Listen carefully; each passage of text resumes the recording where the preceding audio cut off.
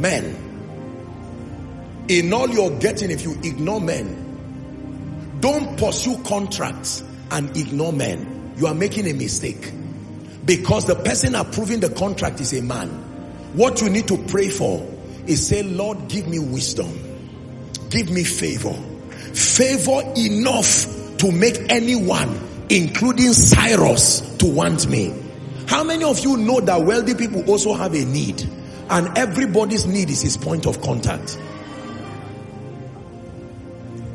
The rate at which we chase people for money, God never have told you. Wealth is not something you pursue. You attract it by who you are becoming. The excellency of the wisdom of God at work in your life. If I prosper today, it's not because I'm a preacher. No. If I prosper today, it's because I have received by mercy, wisdom and favor that is applicable to enough men. And those men can gravitate towards me. And in honor to that wisdom, whether sold or dispensed freely, they will honor it. And if those men are sufficient enough, I will not beg for bread.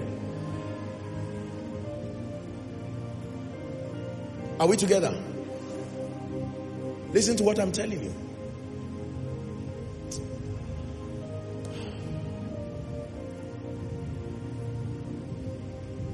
God and men are the two secrets I've given you today.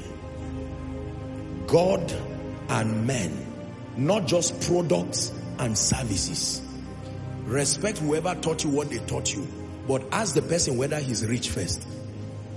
God and men are the greatest secrets I know to wealth. God and men give value to products and services, give value to businesses and estates, whatever it is.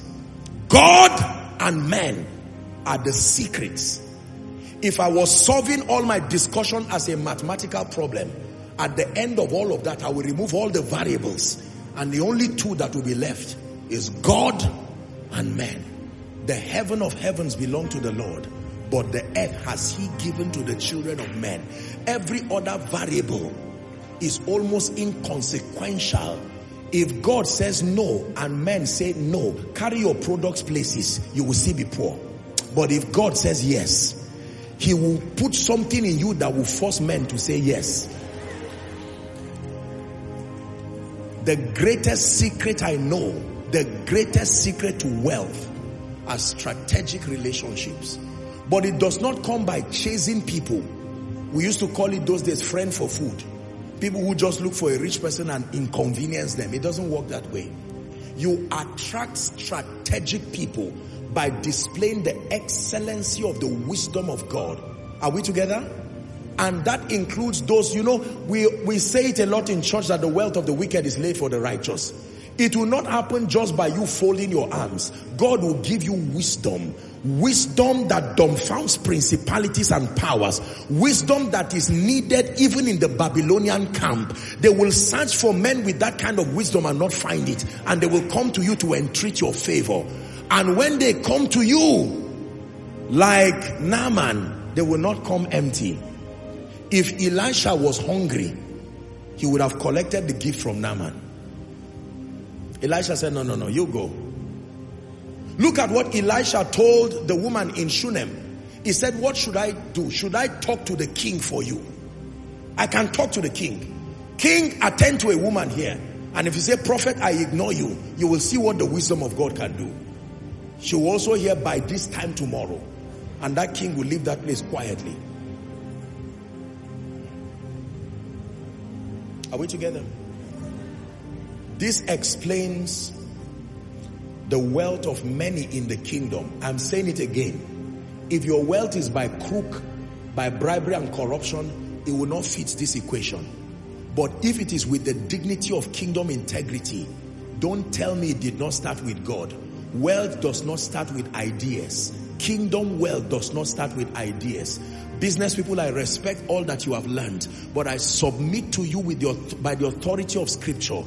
Wealth does not even start with business. It does not start with investments. Wealth starts with your relationship with God. From that relationship comes the wisdom and the favor. It can translate to quality investments. The investment will come as an advice from a man. Whatever you are doing, it is still men. You just carry this equation and go and work wonders with it. God and men. God and men. They will give value to ideas. God and men will give value to estates. God and men. Someone, God can give you a wisdom now to build an estate, and before you finish, a strategic man will come and say, my company wants to put in 50 people, and you just build the estate. You already have occupants. That one is not an idea. It's favor that has come from men. Men. Let me remind you again before we begin to pray. You are as wealthy as the men who open their hands towards you. Either they open their hands to transact with you. When you call someone a contractor, who is a contractor? A contractor is not just one who builds roads or supplies. A contractor is one who needs favor with men first. Your tractor will remain there until men give you access. Am I right on that? So Satan has suggested various ways of attracting men. Bribery, corruption, going to the herbalist, all of these are unnecessary. God's superior ways to stay with him, and he will grant you wisdom. The wisdom would direct you on what to do. The wisdom would direct you on how to relate with those men well. I've taught you relationships. You can be in the place of prayer with God, and God can tell you, buy a pack of wine, go and greet this man. That is the wisdom for your next level. It may not be applicable to everybody, but it came in the place of prayer. Just when you are going to greet the man, that's when your destiny helper just came to see the man too.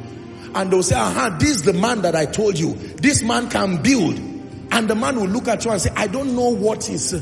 Can you take a contract of 10 billion? Will you be able to do it? Take 5 billion to mobilize you first. And someone will see you and say, no, this guy must have gone somewhere. The person is right. You went somewhere, truly.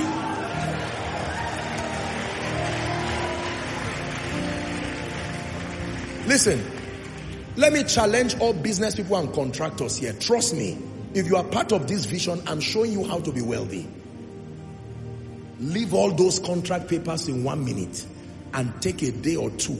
Stop chasing around people. People insult you, you still say yes sir. No. Go with God. Place something upon my head, oh God. Place something upon my business. Place something upon my construction company. Bring honor to my becoming. Let me not become as a slave and owe everybody thank you. Someone sees you tomorrow, even in your height, he still wants to kick you like a football and says, I made you. Abraham said, let it not be that anyone will say, I made Abraham rich. All blessings come from God, but through men. Don't allow any man tell you he's the one who made you. That's absolute nonsense. But that is the consequence of making men become God. Men are in the success equation, but it starts with God. The formula is in the beginning, God. Is someone ready to pray in the spirit? Go ahead and pray in the spirit for 1 minute. Before I speak, I release these prophetic words over your